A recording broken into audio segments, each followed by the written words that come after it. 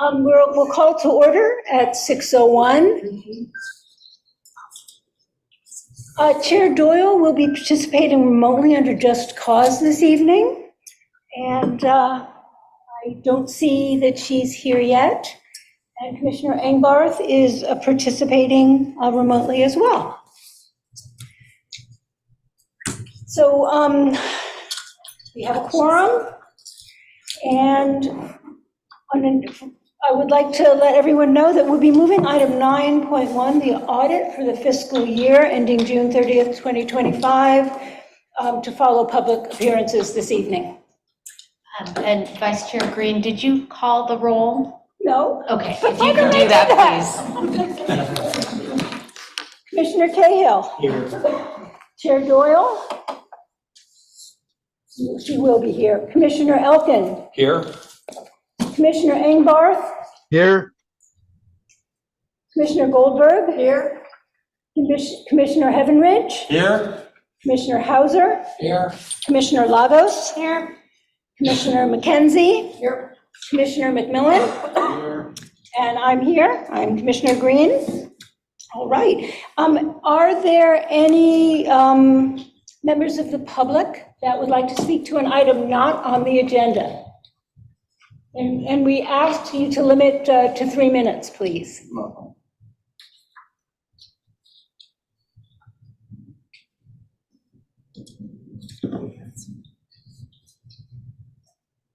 Hello, good evening.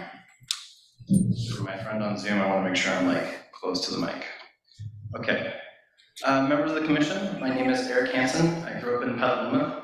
I went to the JC, and my wife and I live in Sebastopol with our 2 kids. So to explain myself, I want to share a quick story about the library during the pandemic, our library in Sebastopol. During lockdown, one of the hardest things to come by for our 6-year-old and our 3-year-old was enrichment and structure. The library helped provide both. We received recommendations on terrific books to read and walked down to the library and picked them up several times a week. The bags were not only full of books, but also useful school supplies and activities, and even the bags were decorated really lovingly by the staff, which we sort of fell in love with. So this went on for the entire time until we could be together again. Our family were regulars before the pandemic, and we're regulars today. It's been sort of one unbroken line, held up just by that incredible staff. But I'm here today because the county library director has seen, who this, I'm told this body is responsible for overseeing, has seen fit to disrupt not only somebody holding up that line, but who also creates a wonderful experience for everybody else holding up that line. For some reason, I'm not privy to, but I hope that every single person in this room and on this commission is the director of the Sebastopol branch is being targeted for just one administrative nightmare after another. And that's my impression. I really have no other details, but I'm here because how important the library is to our lives. So Matthew and I, the director, we actually were on the board of a nonprofit preschool during the pandemic, and it's one of those situations where we actually had to close our doors, but because of just the hard work of the staff there and the board, we were able to reopen with a fully compliant outdoor program. And I had a great experience on the board with Matthew. He was always the person who double-checked the financial, the numbers, budget. He always had great advice on, managing staff and dealing with really closely scrutinized budgets, and just an amazing pillar of that body. So this is the only request I've ever made of any civic body. And I hope it works. Please look into what's going on there. I don't know what's going on, but I think everybody on this board should be, because what we could potentially lose is somebody who is beloved by the staff. He's a great leader, a really hard worker, and he really just is that soul of that place. So anyway, thanks for your time. Thank you. Do we have any other public comments? Okay, and Chair Doyle has arrived via Zoom. Very good. Well, we can move along then to Item number 9.1, the audit for the fiscal year ending June 30th, 2023.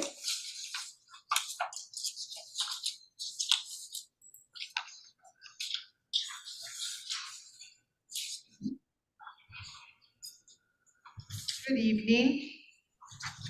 This evening, Prasinti and Brinker, our external auditors, will present the results of their annual independent audit for fiscal year ending June 30th, 2023.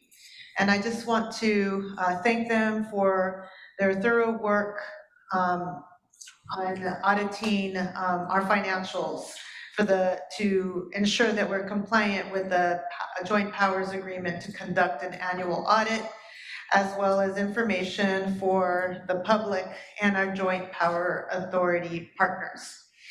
I also want to give a special thanks to the Sonoma County Accounting Services Group for their excellent work in helping prepare the financials and support throughout the year. And their assistance is incredibly valuable to the work of the county library. Also, I want to give a special thanks to the Sonoma County Library accounting and payroll team for their commitment to excellence and support of the work through this audit. So with that, I want to present Prasinti and Brinker, certified public accountants, and they can proceed with their presentation. Great. Hello, my name is Kellen Gilbert. I'm the lead audit partner on the 2023 financial statement audit team. And this is just a little bit more background about our team. Mr. Brett Bradford is our independent report reviewer. That's part of our quality control team. Alyssa Foster was the audit senior, and Andrew Deering was our audit associate. Next slide, please. And those who have heard me speak before should be familiar with this slide. I always like to talk about this slide because I think it's one of the most important slides to present to a public audience. And it just goes over the relative roles and responsibilities for the financial statement preparation.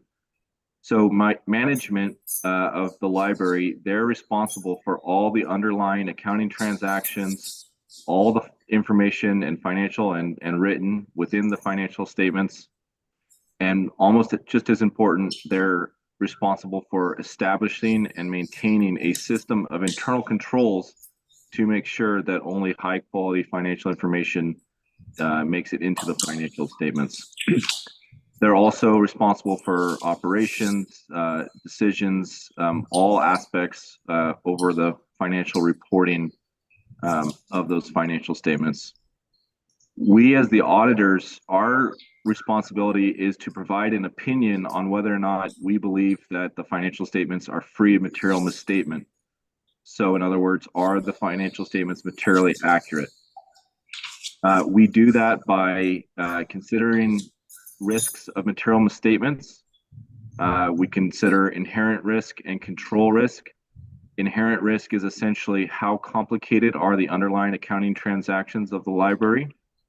And control risk is essentially what is the likelihood that the internal controls over the financial statements would preventatively detect a miscalculation or an error. So we consider both of those two things. And at the conclusion of that planning phase, we then perform tests of year-end balance based on our risk assessment with the size and scope of those procedures based on our internal control and risk assessment. Lastly, we evaluate the adequacy of the disclosures, reviewing the financial statements, making sure that all the disclosures that are required for a government entity are included in the financial statements and are accurate. Next slide, please. This is just another slide I think is useful for the commission and then also the public, just a brief overview of where the library currently stands financially. So total assets and deferred outflows, which are similar in nature to an asset, exceeded total liabilities and deferred inflows, which are similar to liabilities in nature, by approximately 38 million at the end of 2023. It's an increase of 6.1 million in the current year. The Measure Y fund balance increased by approximately 1.6 million and has an ending fund balance of 22.8 million. And a bigger picture, long-term view, the total net position of the library has increased by approximately 36 million over the 5-year period from July 1, 2018 to June 30, 2023. Next slide, please.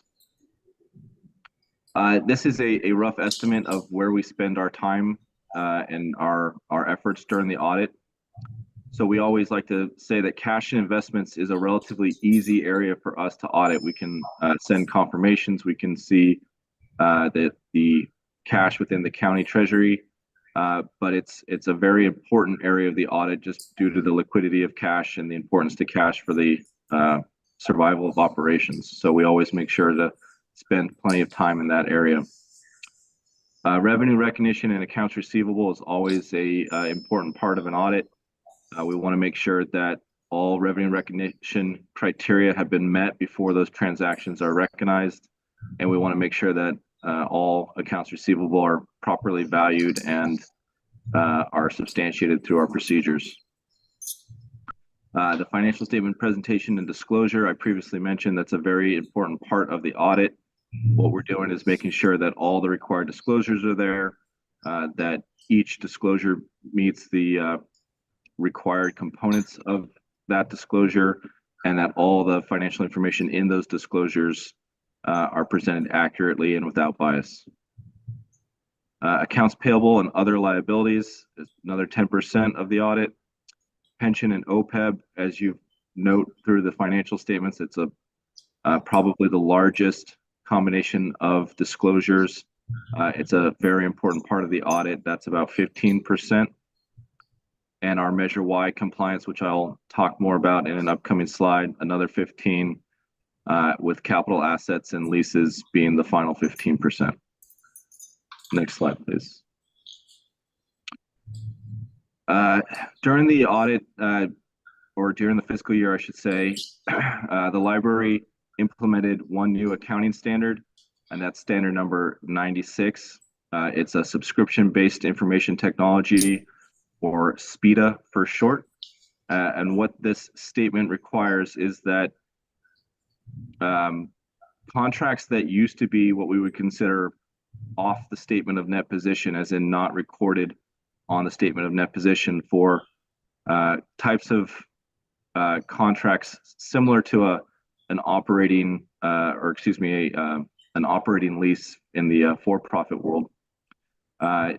They now want those to be captured on the statement of net position with an intangible asset and a liability. This was implemented by the library. There's one such contract that meets this definition, and it was not material to the financial statements. However, it is a new standard, and so I wanted to at least point this out to the commission that this was properly adopted and implemented during the year. Next slide, please. So Measure Y compliance, this is always a key part of our audit. I mentioned this earlier, it's about 15% of our time. We want to make sure that all the expenses in the Measure Y fund are allowable, that they meet the requirements of the original ballot measure and the act that was approved by this commission. I also added here as a separate bullet point that we do not evaluate the effectiveness or the accomplishments of the library programs. We're simply making sure that they're allowable and in compliance with the act and the ordinance as approved by the commission. Next slide, please. And so how we determine what is allowable, we look at section C and D of the expenditure plan. And this gives us a list of what types of expenditures are allowable. So costs to maintain existing libraries, costs to improve library services, upgrading library facilities, all core functions of the library, essentially any sort of expenditure that goes to maintaining, improving, upgrading the library and their services, those are allowable costs. So really what we're looking for, making sure that those expenses are properly recorded, that they're in the right period, which was what we consider cutoff, and that they're properly classified within the financial statements. Next slide, please. So in conclusion, we are prepared to issue an unqualified audit opinion. That's a clean opinion, meaning that we believe the financial statements as currently constitute are free of material misstatement and are accurate.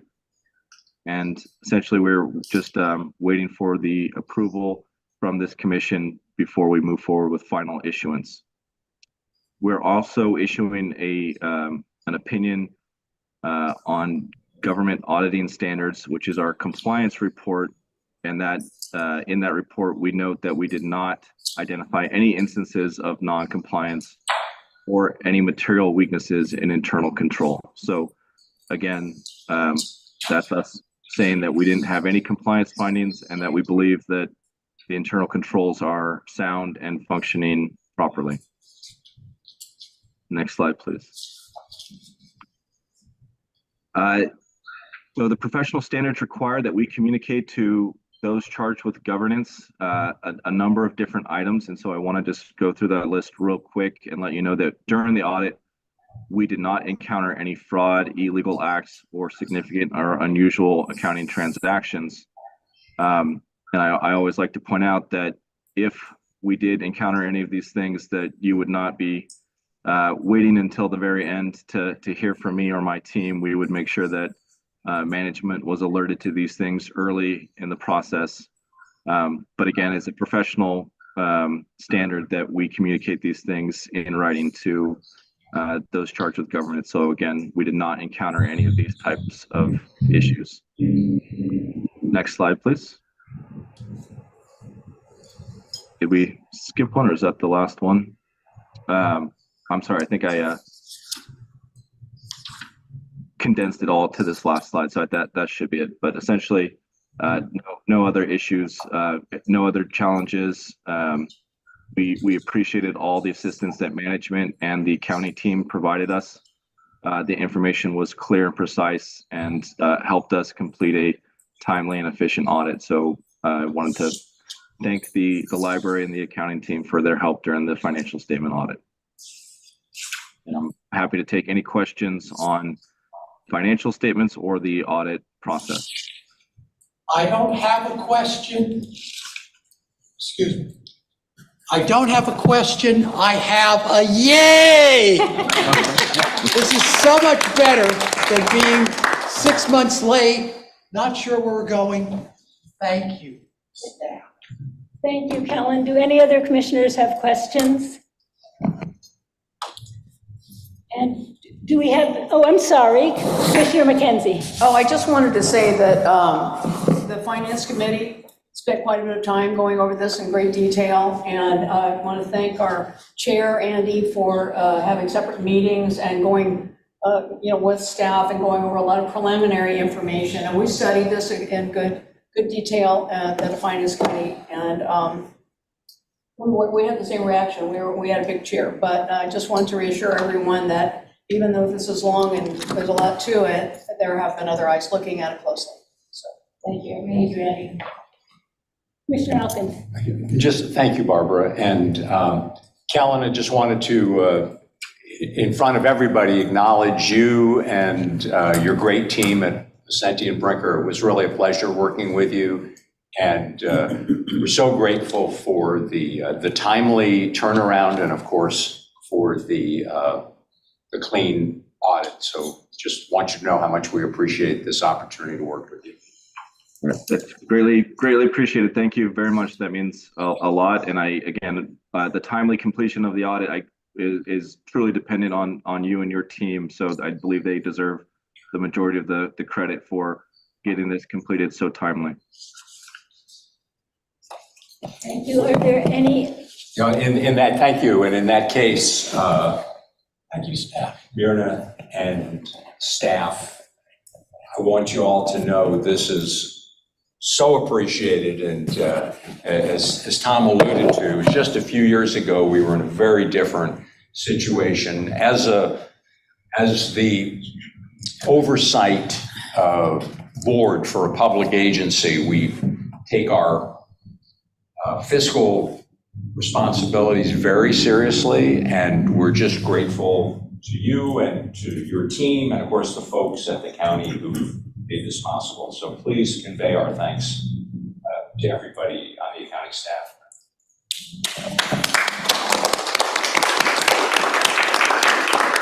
Lisa? Chair Doyle has her hand raised. I do, and it was just to say the same thing that Andy did, so I will withdraw the hand. Well, and I'd also really like to thank the committee for doing the deep dive on behalf of all of us, and of course, staff for all your wonderful work. Are there any more commission questions or clarifications? And any public comment on this agenda item? Move to approve. Okay, can we have a motion? I so move. I second. Okay. Didn't I say move to approve? Okay, so we have a motion and a second to approve the audit. So let's take a roll. Commissioner Cahill, Yes. Chair Doyle, Yes. Commissioner Elkind, Yes. Commissioner Engbarth, Yes. Commissioner Goldberg, Yes. Commissioner Heavenridge, Yes. Commissioner Hauser, Yes. Commissioner Lagos, Yes. Commissioner McKenzie, Yes. Commissioner McMillan, Yes. and I will make it unanimous. Okay, so now we are going to head back to the beginning of the agenda. Okay. We're moving on to 4.1, History and Genealogy Library Resolution Accepting a State Grant.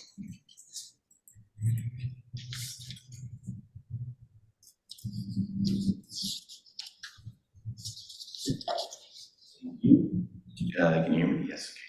Thank you, Director DeBoe, Vice Chair Green, and Commission. I'm Clint Yeager, Acting Facilities Manager.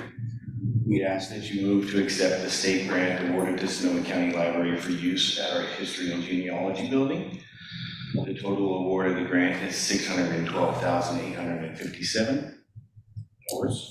The grant comes with a required match of $459,643 and will address aging HVAC systems, electrical controls, and make needed ADA upgrades.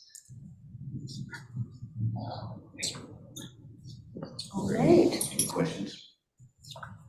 Do we have any questions for Clint? Commissioner Hauser? I have a question. Where are we going to get the $400,000? So that will be budgeted for in the 2024, 2025. And we also have a trust fund for the Guerneville Regional Library, which we'll probably use to pay for the matching portion. So the 400, okay. Thank you. Okay. Oh, H&G. Oh, H&G. Okay. Well, as Clint said, it will probably be in next year's budget. Any other questions for Clint from the commission? Commissioner McKenzie? This is more of a statement, but I appreciate all the work done on getting this grant and all who were involved in that. That building is the only one that's actually owned by our library system. And it was in really bad shape. And over time, we've seen a lot of improvements and expansion of the History and Genealogy Library itself.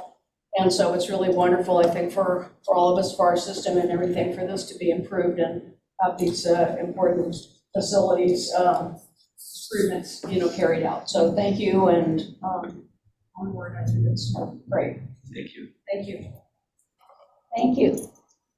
If there are no other questions from the commission, do we have any public comment on this item? Okay.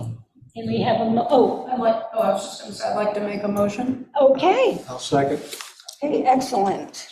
Can I read the motion? Please. I'd like to move that the Sonoma County Library Commission adopt a resolution accepting a grant from the California State Library in accordance with the grant award letter dated October 12, 2023, for grant funds in the amount of $612,857, and authorize the library director to administer the grant according to its terms, including expending funds. Okay. We have a motion and a second. Do we have any further discussion? Okay, let's go ahead and vote. Commissioner Cahill? Yes. Chair Doyle? Yes. Commissioner Elkind? Yes. Commissioner Engbarth? Yes. Commissioner Goldberg? Yes? Commissioner Heavenridge? Yes. Commissioner Hauser? Yes. Commissioner Lagos? Yes. Commissioner McKenzie? Yes? Commissioner McMillan? Yes.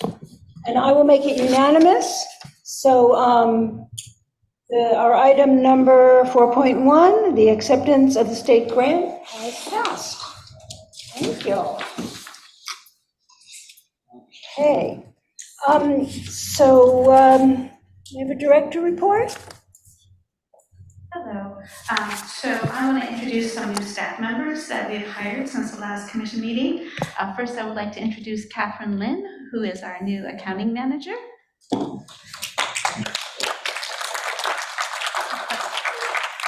And also, we have hired our new community engagement division manager, Jessica Romero, who was formerly Central Library Manager.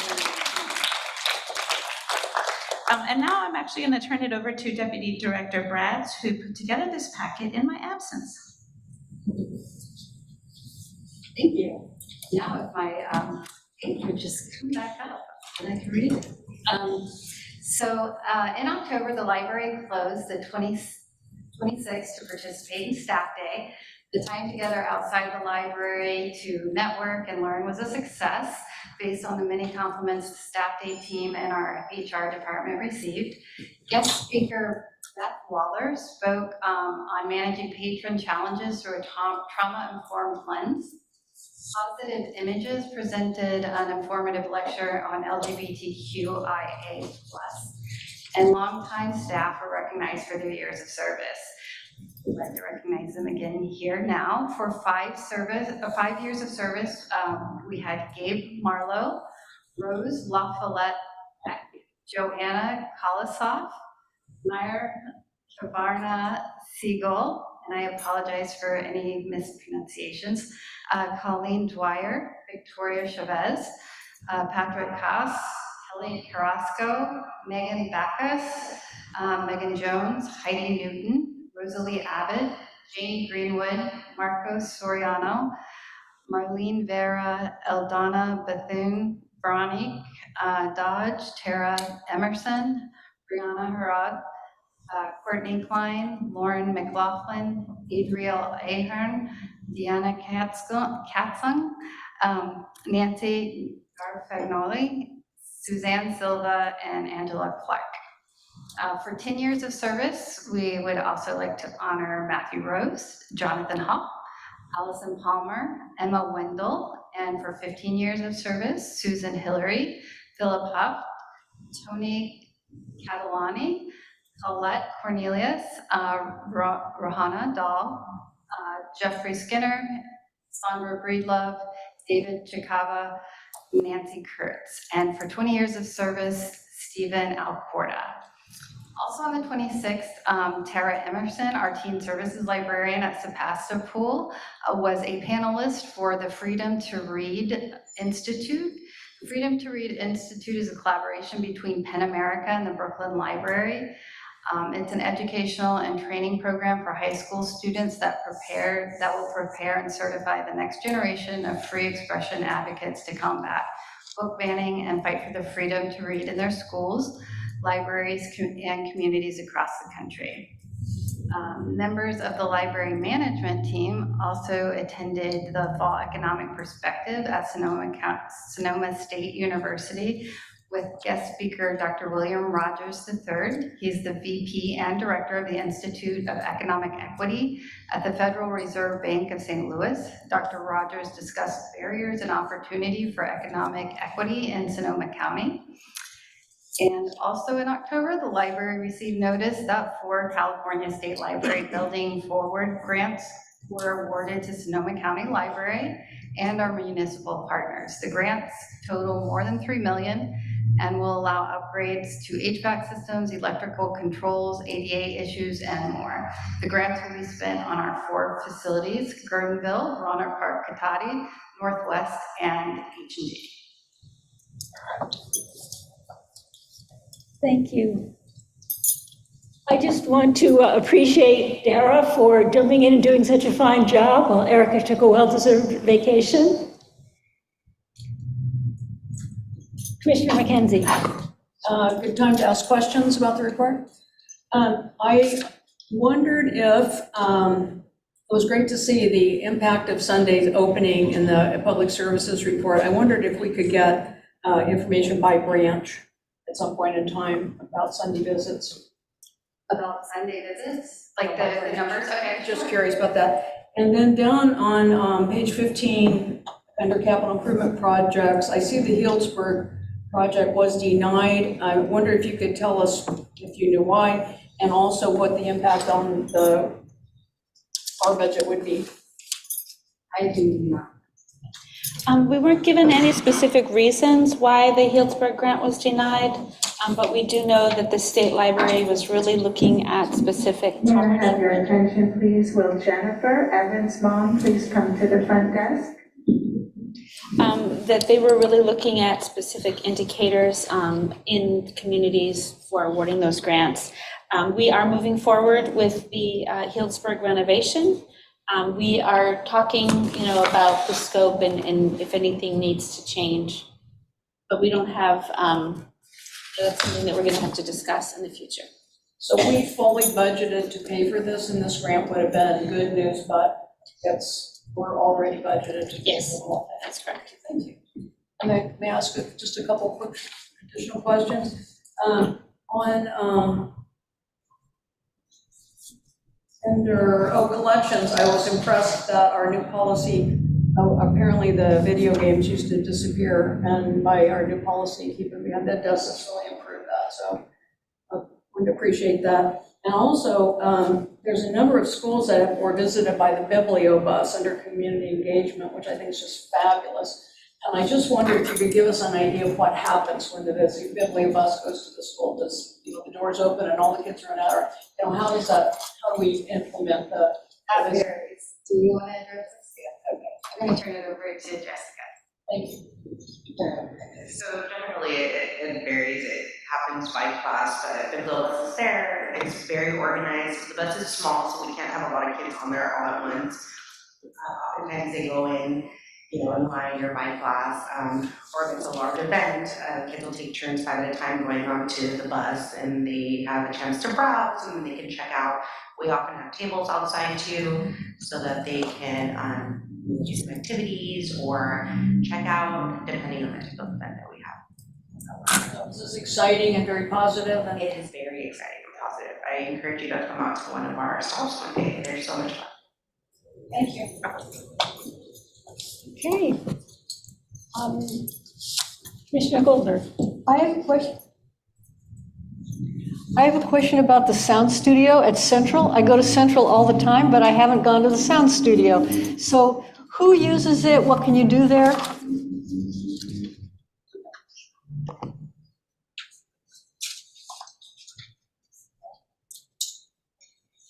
So it is a self-service station as far as who uses it. Usually people who know what they're doing when they go in, whether for music, podcast.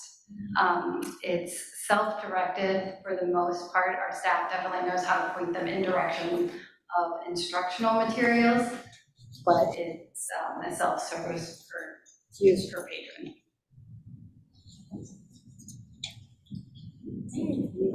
Other questions? Thank you, Dara. And do we have any public comment? No public comment. We can move on to the financial reports for October 2023.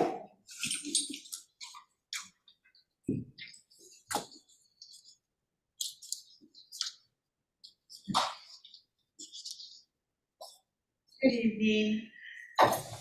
So far, we have had 3 months or 4 months into the fiscal year as of October 31, 2023, and that represents 33% of the fiscal year, which is a general marker for analyzing our financials in terms of a budget to actuals of where we are today.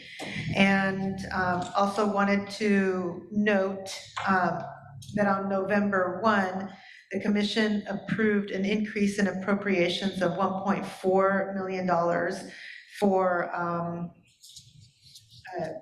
the combination of non-capital and capital expenditures.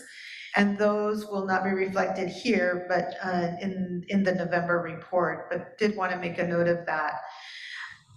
In summary, the total revenues received are almost $3.4 million, which is 7.8% of the budgeted revenues.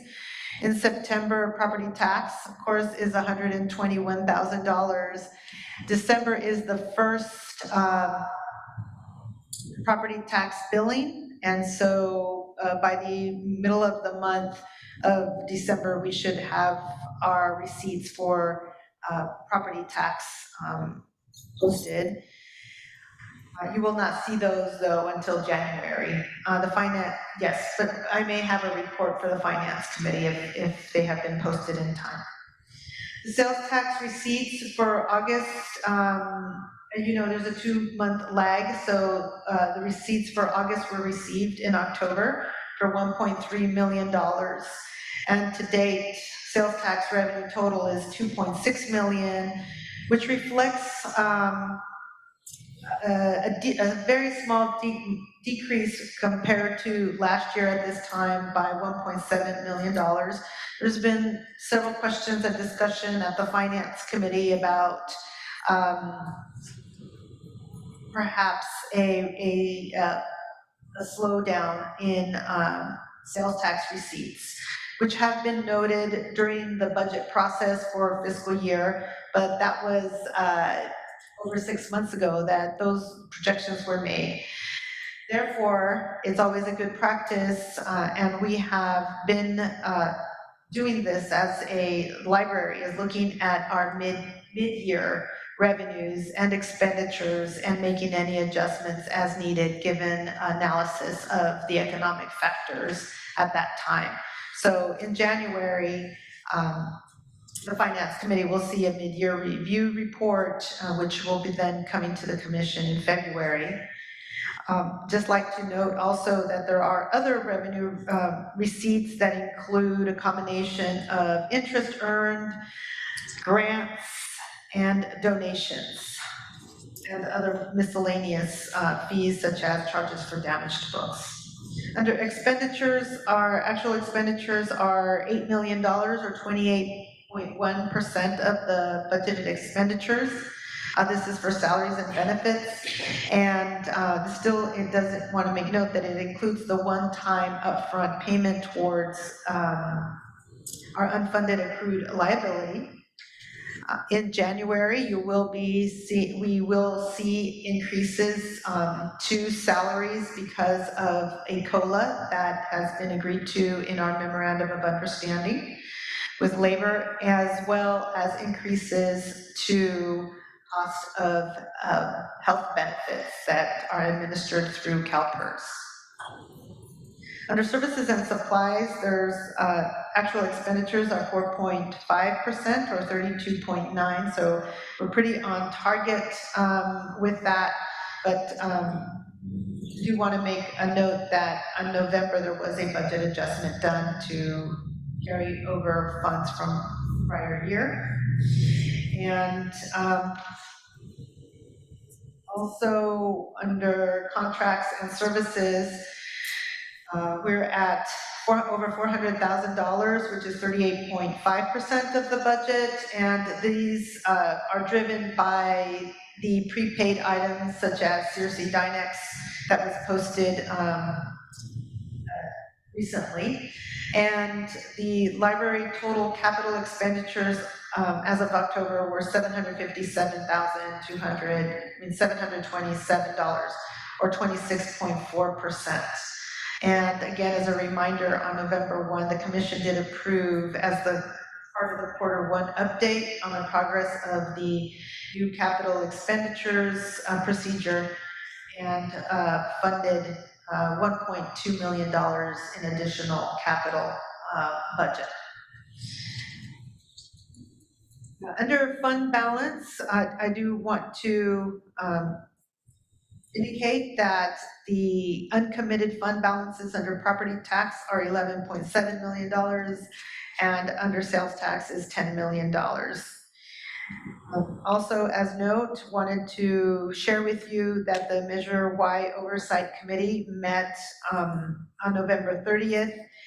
These financials were shared with them, as well as a presentation by Crescenti and Brinker on the audited financials ending June 30th, 2023.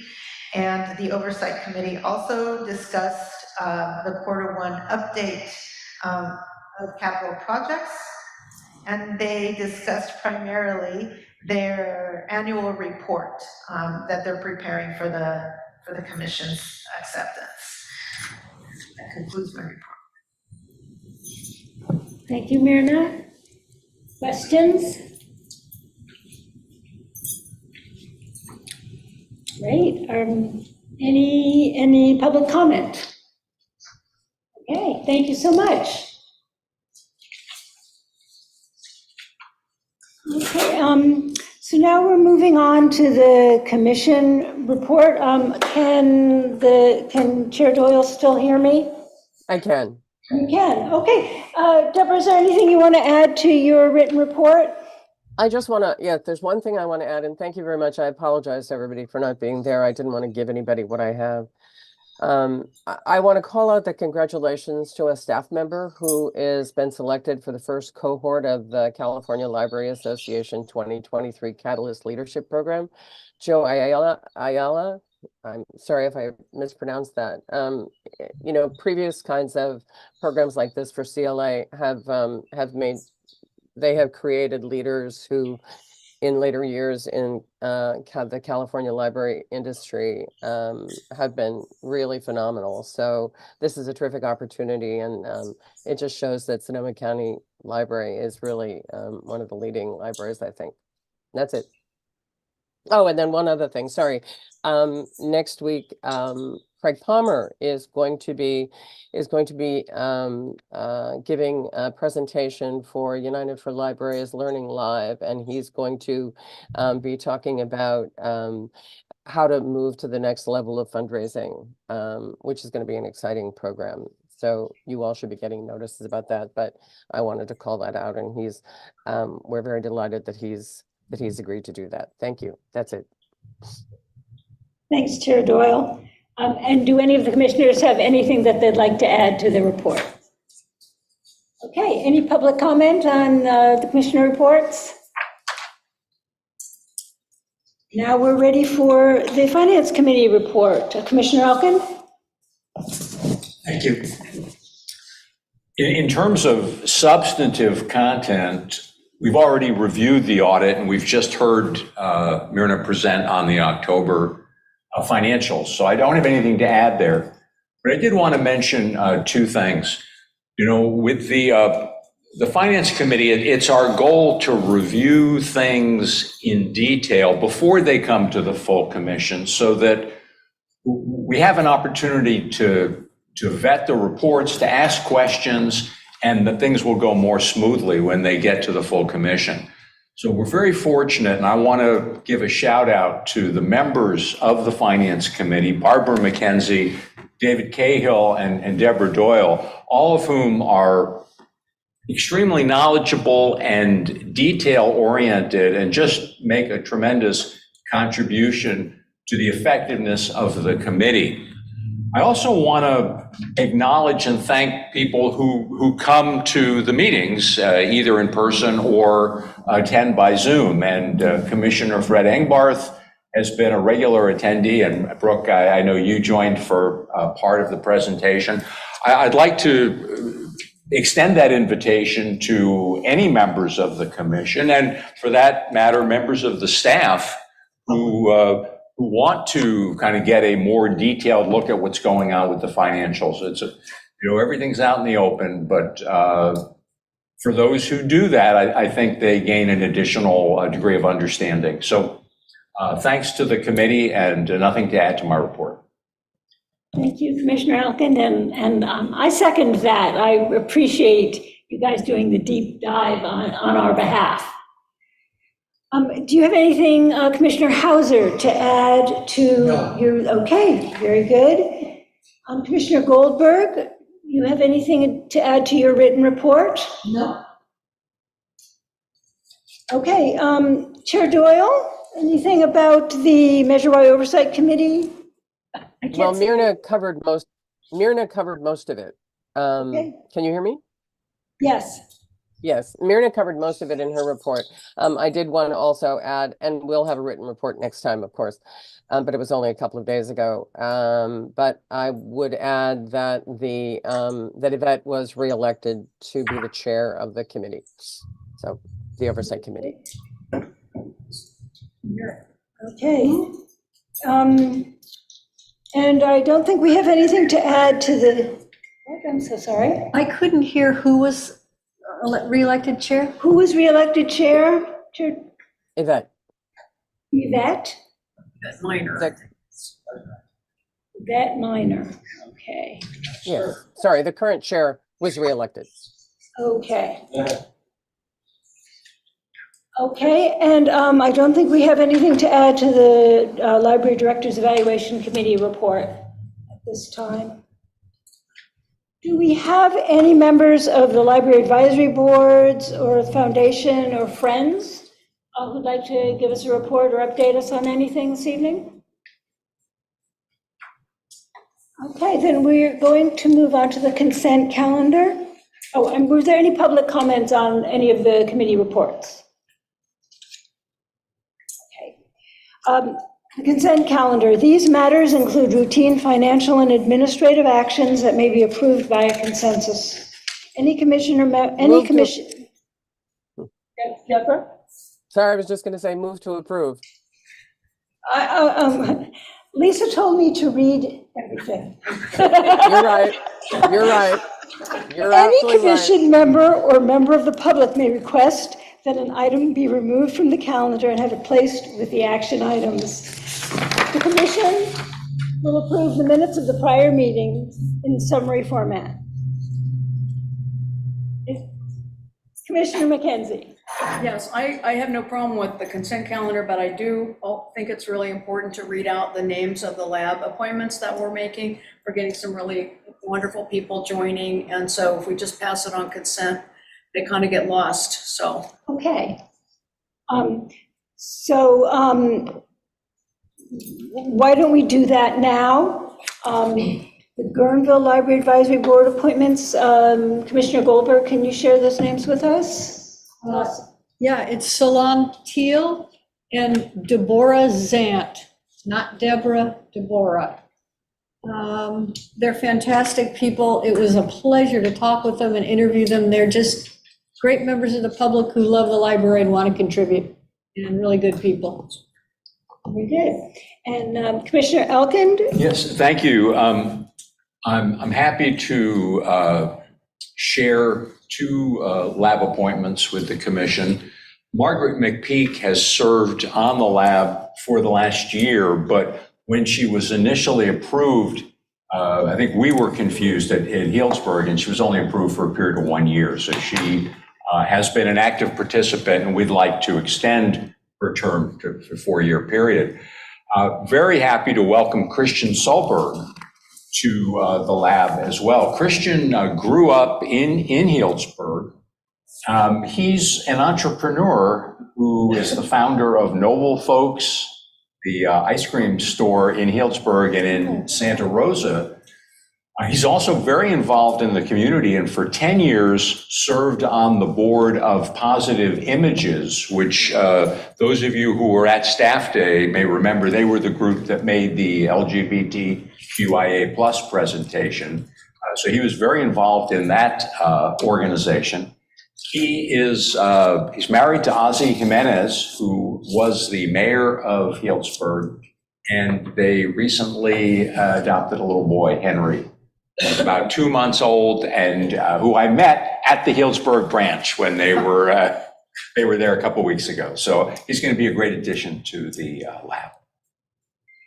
Wonderful. Commissioner McKenzie. I don't see Christian's information on here. Am I missing a page? It's not in the. So are we adopting this? It was sent out. I think isn't the process now is that it's submitted to Lisa. Lisa emails the applications to us, but that they don't appear in the agenda packet. The other ones did. I think we can't act on it. Well, I've asked, or Chair Doyle has asked me to then solicit bio blurbs to put in the agenda packet, but we can still move on it. There's still a motion.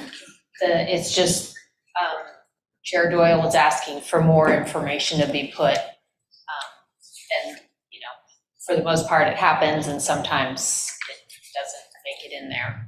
I not to be argumentative, but I just don't see him mentioned in here, the two that. Page 64. On page 64, but you're right, there is no Here he is. bio blurb, Okay. and that's, I apologize, both of these applications came in just at the last minute in time to get them into the packet, and I'm sorry, I did not No, that's my fault. insert the biographies. His name was covered up. My fault, sorry. Okay. Chair Doyle, did you have a motion that we accept the consent calendar? Yes, I did. Okay. Okay. Any public comment? Lisa? Yes, can I have clarification on who seconded? Dave. All right. Commissioner Cahill? Yes. Chair Doyle? Yes. Commissioner Elkind? Yes. Commissioner Engbarth? Yes. Commissioner Goldberg? Yes. Commissioner Heavenridge? Yes. Commissioner Hauser? Yes. Commissioner Lagos? Yes. Commissioner McKenzie? Yes. Commissioner McMillan? Yes. And I'll make it unanimous. Consent calendar is passed. We are moving now to item number 9.2, reclassification of one full-time employee marketing specialist to one full-time employee senior marketing and communications specialist in the communications department. Suzanne? Yes, good evening, commissioners, and thank you so much for having me. The position is, so staff are continuing to evaluate the library's operational needs in support of the reimagining plan goals, marketing capabilities and advertising campaigns, social media campaigns. Additionally, we've had 2 unsuccessful recruitments in this position, so we are making recommendations and justifications for the Library Commission to approve. And that would be the reclassification of the 1.0 FTE marketing specialist to a senior marketing and communications coordinator. And I apologize for that glitch there. We had to meet and confer with the union one day before the packet was approved. So they preferred the title of senior marketing and communications coordinator to senior marketing and communications specialist. So we like our union to be in sync with us. So to that end, the marketing specialist position became vacant in December 22 when the incumbent relocated out of state. We had hired, we conducted 2 recruitments and hired 2 replacements, but neither stayed with SCL. So that's when the communications manager evaluated the needs and wanted to have more flexibility to collaborate with the internal and external partners so that we can increase our focus on outreach, partnerships, and community engagement, and take on more responsibility in evaluating the overarching effectiveness on library communications. So like I said, we met with the union and we reached agreement on this change. Well, the increase would be, there'd be an estimated increase of $13,274.98 for the remainder of this fiscal year. The position's been vacant since September, and so there'd ultimately be, a salary savings for $30,772, and that is to date. So if you approve it today, the position is not going to be filled by January 1. It takes us about 3 weeks to post when we do an internal, external posting, and then there's some administrative time to fill the position, do the interviews, and if the person is not here, might take another month for them to get on board. So we really, are coming to you requesting that we are able to reclassify this position because Ray and his team really needs the help. I have to approve. I've got a question. Questions? Suzanne? Sure. In reading this, I didn't understand if the 2 hires that didn't work out is related to reclassifying or salary, or I'm not really, I didn't get the connections about everything here and why it's being reclassified and why the salary's going up. I'm all for it, pay people more, that's fine if they, but I don't really get the connection between all this. Sure, so I think that I'd like to have Ray come up and help me, with the justification. As he manages the department. Thanks, Ray. Thank you, Suzanne. Good evening, Vice Chair Green, Chair Doyle, Commissioners, and Director DeVoe, Ray Hawley, your Communications Manager. And thank you always to Lisa for keeping us on the mic. Why the 2 people who were hired didn't work out is kind of a personnel matter. What we've determined, though, as we've been without for almost a year and working with a part-time contractor to help us fill, it's just given us an opportunity to rethink what we want to do. The position is constantly growing. For example, we started a couple of years ago, about 3 years ago, we started a robust email marketing campaign. Okay, we now email 1 out of 5 people in Sonoma County. And I just looked up some of our numbers. 32,147 people read our email last week.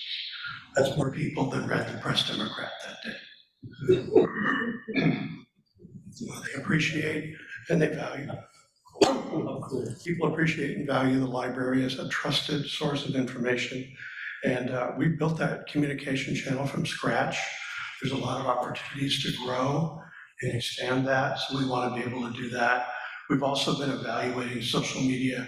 We're paying very careful attention to social media because it's evolving and changing so much. The contractor we have working is an expert in this, and the person we hire will also, need that expertise or to develop that expertise. We checked in today, and between the system accounts and the various branch accounts, we have about 44,000 social media followers. Now, some of those are probably duplicates. They might follow their local branch plus ours. But you can imagine the impact that's having on a daily basis when we're posting. And we've just got to have someone with a real high level of skill and dedication to pay attention to that, because we have to get it right. I would like to add to that, next year we're going to be doing this media campaign with Sonoma Media and creating commercials about our resources, including some of our databases. And we need somebody who has a high level of skill in that area.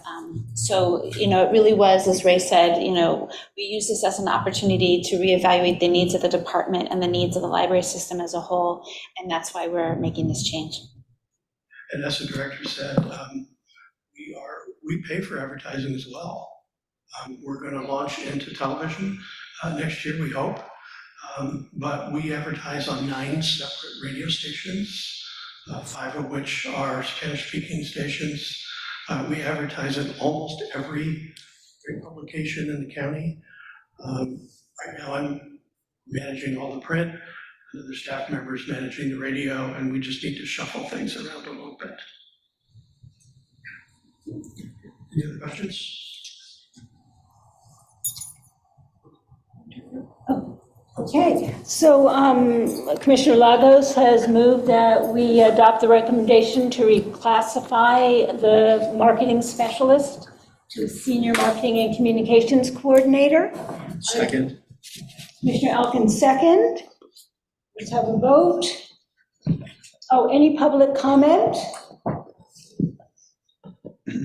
Seeing none. Commissioner Cahill. Yes. Chair Doyle. Yes. Commissioner Elkin. Yes. Commissioner Engelbarth. Yes.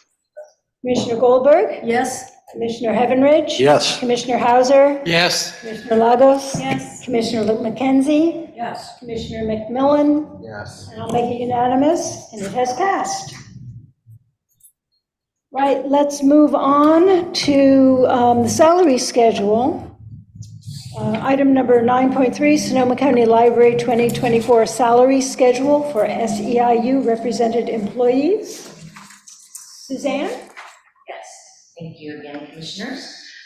So as Mayor and I alluded to a little bit earlier, the MOU has included, this is the final year of our MOU, and year 3 had included a 4% cost of living adjustment for the represented employees. And so we need to calculate the salary schedule and bring it to the commission for approval. So it kind of makes it a little bit confusing that it was adopted with the MOU, but now we need to bring it to, approval, and so that we can provide the adjustment effective with the first pay period of 2024, which is actually the end of December of 2023, based on the calculations for CalPERS.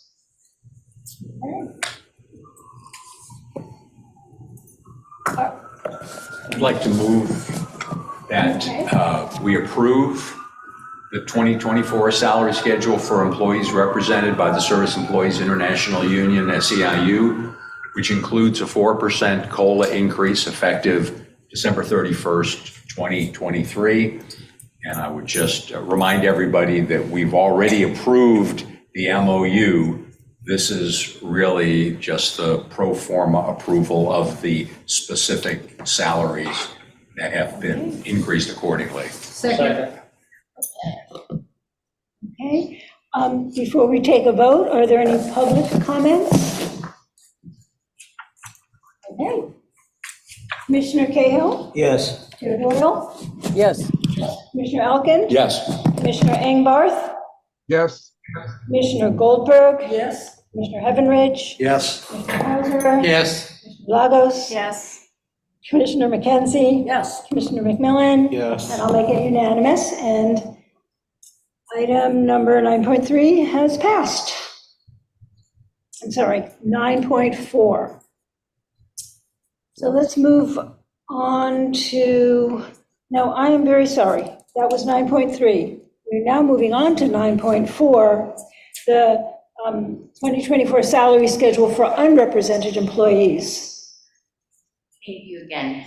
So also, like the other salary schedule, the unrepresented employees piggyback on the SEIU employees essentially. And the main difference here is that the salary schedule for the unrepresented employees, while it also includes a 4% cost of living adjustment, we need to indicate, because the salary schedules are higher for the unrepresented employees, we have to indicate there's a reportable compensation limit for PEPRA members that are non-Social Security participants, which is $181,734.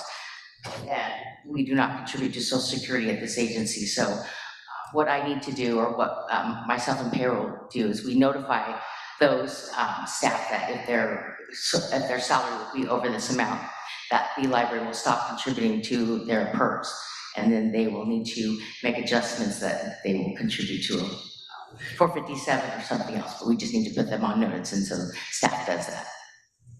So that's what this information says in here, which is a little bit convoluted, but the action item would be, again, to have the Library Commission approve the Sonoma County's library schedule for unrepresented employees, which improves the 4% cost of living adjustment effective December 31st. Okay, questions? Commissioner McKenzie? Yeah, question, on the, on page 134, the list of the unrepresented positions, number 21, volunteer coordinator, we don't have that position, do we? No, we have not removed any positions from this coordinator, from this schedule, but back in 2017, we proposed this position and it was approved by the commission. We've just never implemented it or utilized it. So we're not, are there any other positions on here that we are not currently recruiting for if we don't, are they empty and? No, there are not at this time. I think that we're, in the process of finalizing a classification and compensation study. So at some point in the near future, when we bring this back, any classifications that are not being utilized within 5 years can be adjusted from the salary schedule. So we do have a librarian for? We do have a library for. Thank you. Thank you. Yes, all of our services administrators, our youth services administrator, our adult services administrator are librarian for us, and the central library branch manager is also a librarian for us, so. Other questions for Suzanne?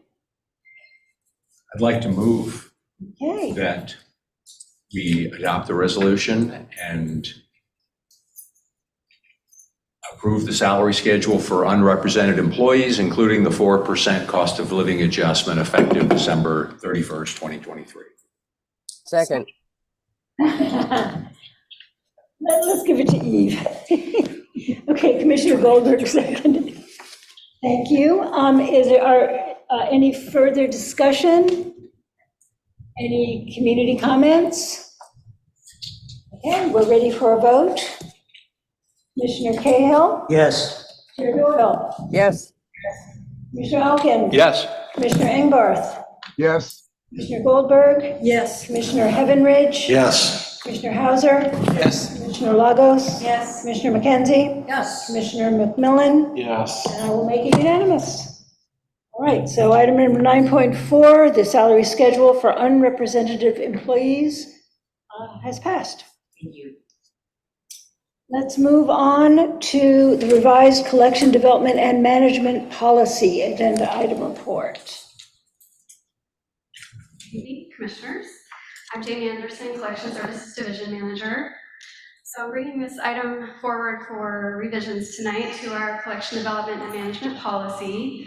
This policy was last revised about 2.5 years ago, so not that long ago. It's a good policy as it is, but due to the number of book challenges and book bans that have been happening around the country, I thought it was a good idea to take a look at it again at this time, make sure that it's as clear and as strong as it possibly could be.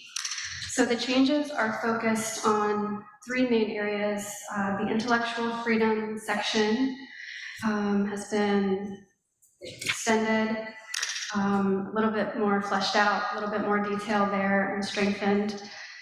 The request for reconsideration process has also been expanded and clarified. And then there's a new process that's been added for reconsideration requests for digital access to special collections materials.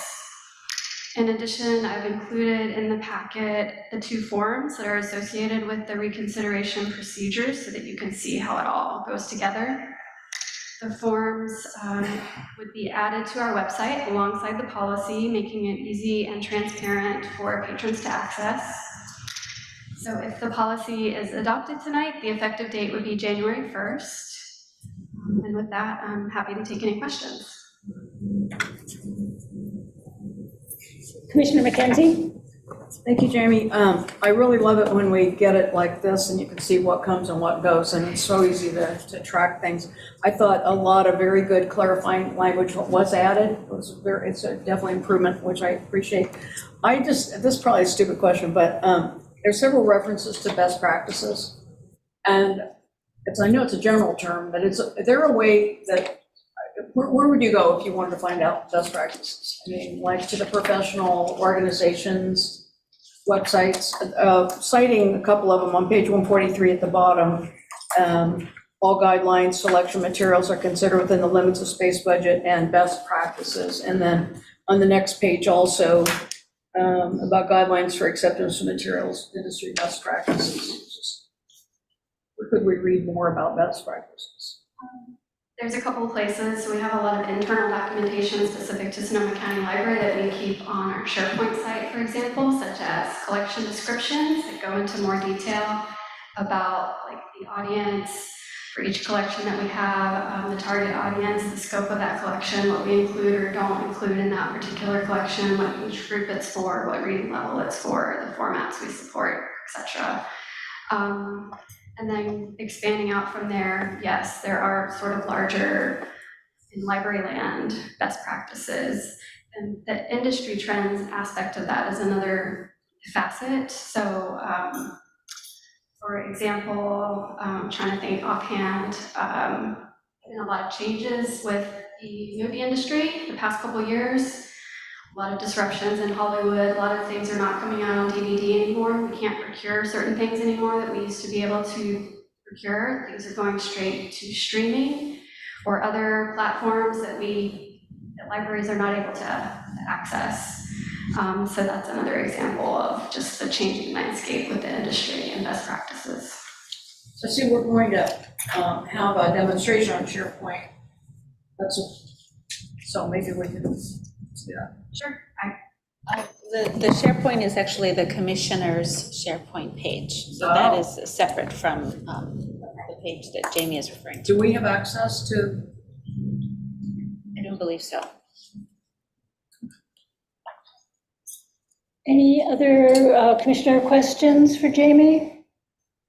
Any public questions, comment? All right, can I get a motion? So moved. Second. Okay, we've got Commissioner Lagos moved and Commissioner Cahill seconded. Okay. Commissioner Cahill? Yes. Commissioner Doyle? Yes. Commissioner Elkin? Yes, with thanks. Commissioner Engbarth? Yes. Commissioner Goldberg? Yes. Commissioner Heavenridge? Yes. Commissioner Hauser? Yes. Commissioner Lagos? Yes. Commissioner McKenzie? Yes. Commissioner McMillan? Yes. I will make it unanimous.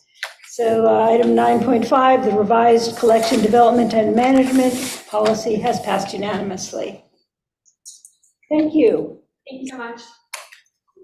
And now we have a presentation on the Commissioner's SharePoint site.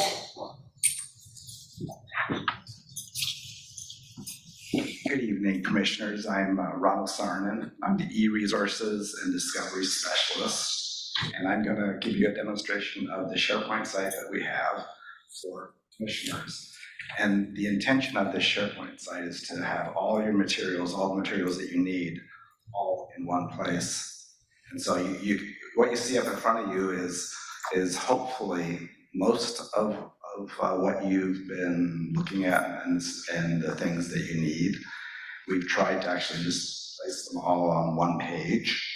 So we have all of the commissioners listed. We have the commissioner handbook. We have the commission, that's okay, so I'm just talking about it. We have the commission meeting schedules. And so if you ever have any questions about your schedules, we have the training resources, Brown Act training. We have the shared resources, and we have the menu linking up at the top here. And the menu linking at the top actually just goes to the individual pages showing like the commission handbook. So if I click on documents, it'll actually just go to the documents on its own page. But you don't have to go to those separate places except for one thing, which I want to show you, which is that we have created a calendar for the commissioners so that if you actually want to share the marketing or any meetings that you're going to, you can come to SharePoint and you can add your meeting and then you can share it with the other commissioners. Right now, we don't have any showing in here because none have been added. But if you just mouse over on the date, then you can add the event that you're going to, and you can share it with the other commissioners, and the commissioners can see where everybody's going to talk, what you're going to talk about, and this is a way that you can share basically a commission calendar of the events that you're going to.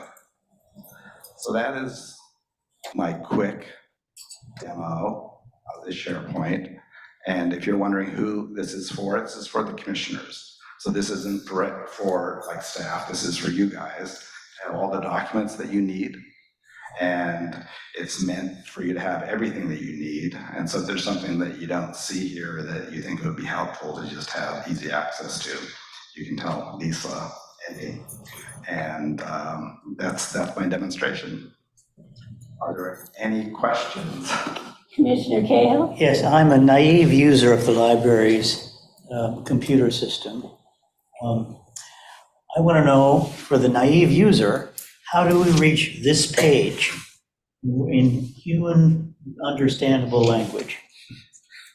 Well, so you just go on any web browser to the URL that's in the URL field, which is just, it's a website basically. Yes. And Lisa has shared that website address with you. And if she has an email that just has the link, you can click on that link, it'll open up the website and you'll have all this material available to you. You can bookmark it and then it'll be available to you the next time you want to come back and visit it. Okay, thank you. Commissioner McKenzie? Thank you, Ronald. I think I like the idea of all this, and everything accessible in one place. When someone adds something to the calendar, we've had this around for a while, nobody's ever used it. Do we get Commissioner Doyle's added something to the calendar? I mean, otherwise we're gonna have to keep going in there looking to find out if anybody's added anything. What kind of a? Yeah, I actually don't know the answer to that. We'd have to actually test it and see. Are there any other things that once there changes made, we get an alert, or we just expected to always go in there and see what we see? Would you like an alert? Yeah. Okay. We can look into that and see. Especially the calendar, I think, is important, because otherwise, we're all doing other things. Right. Thank you. I have a question. What is the value of entering this on the calendar, given that we already have our Outlook and our personal calendars? Is it just to see who will be attending different events? I think, yes. Well, from what I understand about the request, it's basically about sharing marketing events that commissioners are going to so that the other commissioners are made aware of it. That when we were first asked for a calendar, that's what the purpose was. Okay. And Lisa, can you resend the link for those who don't have it?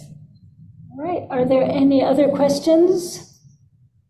Just a comment that several years ago, Commissioner Heavenridge suggested that a calendar would be a very good idea, and we tried it. And I think that this is going to be a better shot at making sure that we have those dates on. So thanks, Paul. And also, if we're going to be educating the people about what we've done with Measure Y funds, then I think the calendar, there are going to be a lot of events on this calendar, and it'll be a good thing to use. Thanks. Okay, any other questions? Okay, thank you. Thank you, Rana. And I appreciate the site. I actually have been using it. Okay. We'll be going into closed session about the public employee performance evaluation of the library director. Are there any public comments before we go into closed session? All right, and will we be staying in here? No. You'll be going to the conference room in the library, and I'll guide everybody there. Okay, thank you, Lisa. And Lisa, do Fred and I click on the closed session? And the Commissioner Engbart and Chair Doyle, you will be transferred into a breakout room. Super, thank you. Yes. So, I made some gingerbread As long as you are free. So what do you read out there? No dairy. I know, I just like the first time. It is. Treasurer. So if there's the library with money, so you might find out who the treasurer is. Santa Rosa Friends.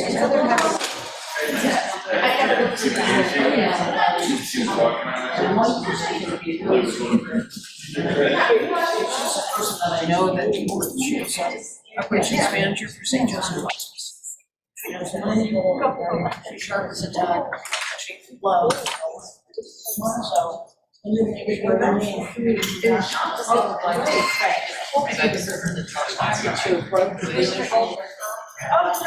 So. To for you. Okay, well, you might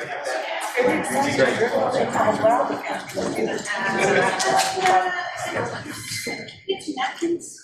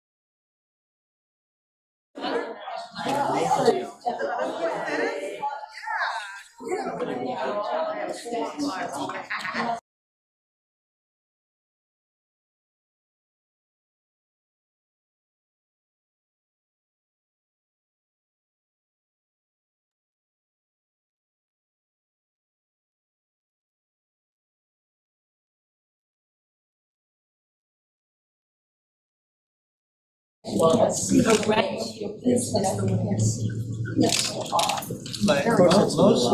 mostly though, we. We should be.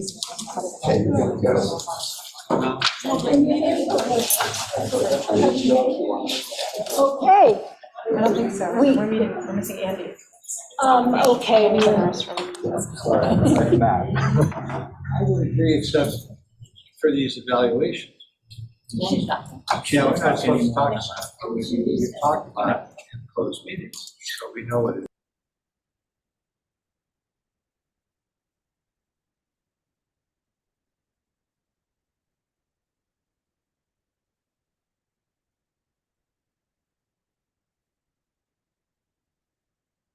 We don't have to. You have quorum and you can continue. Okay, we're reconvening open session at 7:41. Wow. There was no reportable action from the closed session item. So does anyone have agenda items for future commission meetings? Mr. McKenzie. On page 17 of our agenda, there's a reference to a conference which included a talk on AI and the library. I'm very interested in that topic, whether we could have a presentation to us on that or even something to read. But I'd really appreciate an update on that. Thank you. That would be interesting. Any other suggestions for future agenda items? The next meeting will be Wednesday, January 3rd, 2024. Here at 6 p.m. And we will see you all next year here. Yeah. Can we agree to adjourn? We're adjourned. Yay. Okay, happy holidays, everyone.